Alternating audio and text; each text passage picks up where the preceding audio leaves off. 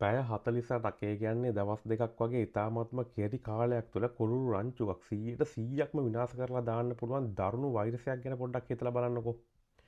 ඉතින් මේ දවස්වල ඔයාලා නිව්සීලන්ඩ් වල ඕස්ට්‍රේලියාව වල නිවුස් බලනවා නම් ඔයාලට බලා ගන්න පුළුවන්කමක් ඇති කුරුළු උණ එහෙම නැත්නම් බර්ඩ් ෆ්ලූ කියන වෛරස් එකක් හින්දා ඕස්ට්‍රේලියාවේ සහ නවසීලන්තයේ ඉතාමත්ම ස්ට්‍රික්ට් විදියට නීති පනවලා තියෙනවා.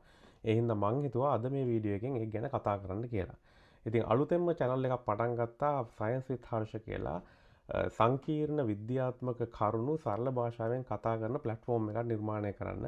ඉතින් මම හර්ෂ මම නවසීලන්තයේ කෘෂිකර්ම කැම්පස් එක ප්‍රෝග්‍රෑම් ලීඩර් කෙනෙක් හැටියට වැඩ කරනවා. ඒ වගේම සෝෂල් මීඩියා කන්ටෙන්ට් ක්‍රියේටර් කෙනෙක් හැටියට වැඩ කරනවා. ඉතින් මේ අලුතෙන් පටන් ගත්තු Science with Harsha channel එක ඔයාලා ආස හිතනවා නම් ඔයාලට ප්‍රයෝජනවත් තියෙනවා කියලා හිතනවා නම් මතක් කරලා කමෙන්ට් එකක් දාන්න. ඒ වගේම ෂෙයා කරගෙන යන්න. මේ channel එකත් follow කරගෙන යන්න. ඉතින් විද්‍යාත්මක කරුණු ගැන කතා කරන්න ආස කට්ටිය ඉන්නවා නම් ඒගොල්ලෝ මේකත් එක්ක එකතු වෙන්න අනිවාර්යයෙන්ම වැදගත් channel එකක් වෙයි ඔයාලා වෙනුවෙන් මේ කරගෙන යන. කතා කරන මාතෘකාව තමයි මෙන්න මේ කියන කුරුළු උණ වෛරස් එක ගැන. එතකොට ඔයාලා නවසීලන්තයේ කෘෂිකර්ම සහ ආර්ථික සංචාරක ක්ෂේත්‍රවලට අදාළ ප්‍රවෘත්ති බලනවා නම් ඔයාලට බලා ගන්න පුළුවන්කමක් ලැබෙනවා ඇති. මෙන්න මේ වගේ ප්‍රවෘත්ති කීපයක්. එකක් තමයි ඔයාලා දන්නවනේ නවසීලන්තයේ විතරක් ආවේනික කකපු කියලා ගිරව් විශේෂයක් ඉන්නවා.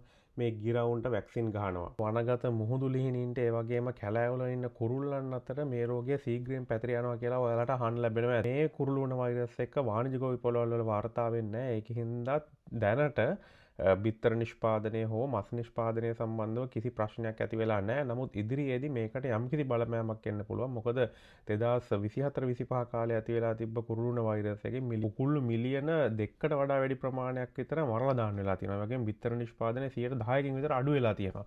ඉතින් තාමත් මේ කුරුළුණ තත්ත්වය ඇවිල්ලා නැති හින්දා ගොවියන් තාමත් සුරක්ෂිත තත්ත්වයක පවතිනවා. ක්‍රියාමාර්ග ගත්තොතින් අපිට මේකෙන් ආරක්ෂා වෙන්න පුළුවන්කමක් තියෙනවා. අන්තේ ගත්තාම නවසීලන්තේ අර මම ඉස්සලා කිව්වා වගේම කැලෑවල ඉන්න සමහර දුර්ලභ පක්ෂීන් ඉන්නවා කිව්වා වගේම කකපෝ වගේ ගිරවුන් ගත්තාම නවසීලන්තේ විතරක් ආවේනිකයන්. ඉතින් ආවේනික කුරුල්ලන් වගේ පක්ෂීන් 300කට විතර මේ වෙනකොටත් වැක්සින් දෙන්න පටන් අරගෙන තියෙනවා කියලා කියනවා.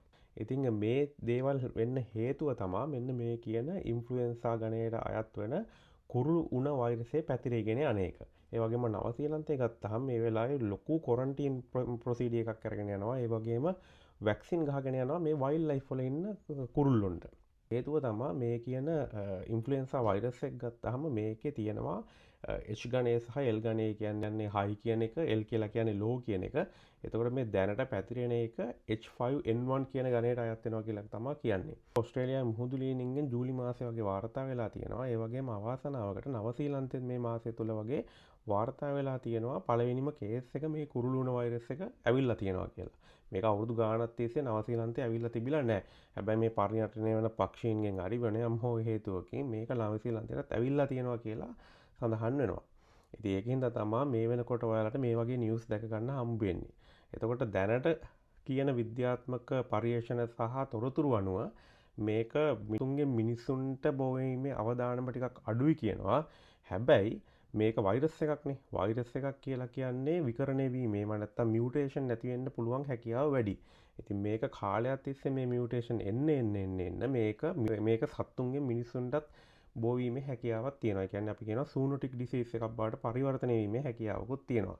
කරන H5N1 කියන වෛරස් එකට ඇඟ තුළ ප්‍රතිදේහ නිෂ්පාදනය කිරීමේ හැකියාවක් මේ ඉන්න කුරුල්ලොන්ට නැහැ කියලා කියනවා. ඒ කියන්නේ ස්වභාවික ඒගොල්ලන්ට ආරක්ෂා වීමේ හැකියාවක් නැහැ.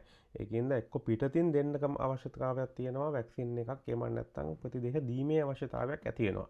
ඉතින් ඔයාලා ඒකින්ද තමයි ඔයාලා දකින්නේ අර කකපො ගිරවුන්ට ඔයාලා මෙල්ෆර්ඩ් සවුන්ඩ් පැත්තේ එහෙම යනකොට ඉන්න කකපො ගිරවුන්ට දැන් ඔන්න ඔයාලා ප්‍රවෘත්ති බැලුවොතින් බලා ගන්න පුළුවන්කමක් තියෙනවා. ඒ කකපො ගිරවුන්ට දෙනවා ඒගොල්ලෝ වැක්සින්. ඒ වගේම ඔයාලා බැලුවොතින් මේගොල්ලන්ට ආරක්ෂා කරගන්න උවමනා වෙලා තියෙනවා කිවි කුරුල්ලෝ. ඉතින් ඒගොල්ලන්ට ඒකින්ද ලොකු ක්වොරන්ටයින් ප්‍රොසෙස් එකක් ඇති කරන්න වෙලා තියෙනවා. විශේෂයෙන්ම වරායවල් වලට සහ එයාපෝට් වලට. මොකද මිනිස්සු හරහා මිනිස්සුන්ගෙන් ඩිරෙක්ට් ආවේ නැති වුණාට මිනිස්සු ගේන සමහර කෑමවල විදි වලින් එන්න පුළුවන්කමක් තියෙන හින්දා. වශයෙන් කියන්න තියෙන්නේ මේ කුරුළුණ කියන වෛරස් එක ගත්තාම මේක නිකම්ම කුරුල්ලොන්ට හැදෙන වෛරස් එකක් විතරක් නෙමෙයි. මේක ඇත්තටම ගත්තාම රටවල් වල ආර්ථිකයට බලපානවා. ඒ වගේම මේවා වෛරස් කියන ඒවා මියුටේෂන් ඇතිවීම තුලින් මේක සූනොටික් එහෙම නැත්නම් සත්තුන්ගේ මිනිසුන්ට බෝ වී හැකි ලෙඩ බවට පත්වීමේ අවදානමක් තියෙනවා. ඒකින්ද අපි හැමෝම මේව සම්බන්ධව සංවේදීව ඉන්න හැමෝම මේ දැනුම යාවත්කාලීන කරගෙන මේකට මුහුණ දෙන්න සූදානම් වෙන්න ඕනි කියන එක තමයි අද දවසේ පණිවිඩය හැටියට කියන්නේ. වීඩියෝ එක ප්‍රයෝජනවත් වෙනවා කියලා හිතනවා නම් මතක් කරලා කමෙන්ට් කරලා ෂෙයා කරගෙන යන්න. ඒ වගේම මේක සම්බන්ධව ගොඩාක් විද්‍යාත්මක දැනුම ඔයාලා ළඟත් තියෙනවා නම් ඒවත් කමෙන්ට් එකක් දාගෙන යන්න. අපි කතා කරමු. ඒකට channel එකත් එක්ක එකතු වෙන්න. මේක අර සාමාන්‍යයෙන් අර හර්ෂ බ්ලොග් එකේ යටතේ කරන සාමාන්‍ය වීඩියෝ වලට වඩා වෙනස් එකක්. ඉතින් හැමෝම බලයිද නැද්ද කියන්න දන්නේ නැහැ. ඉතින් මම කාලයක් තිස්සේ බලාගෙන හිටපු දෙයක් තමයි මේ විද්‍යාත්මක කරුණු සරලව කතා කරන්න. ඉතින් ඉස්සරහට ලස්සන වීඩියෝ එකක් අරන් එන්නම්. එහෙනම් ගිහිල්ලා එන්නම් අදට.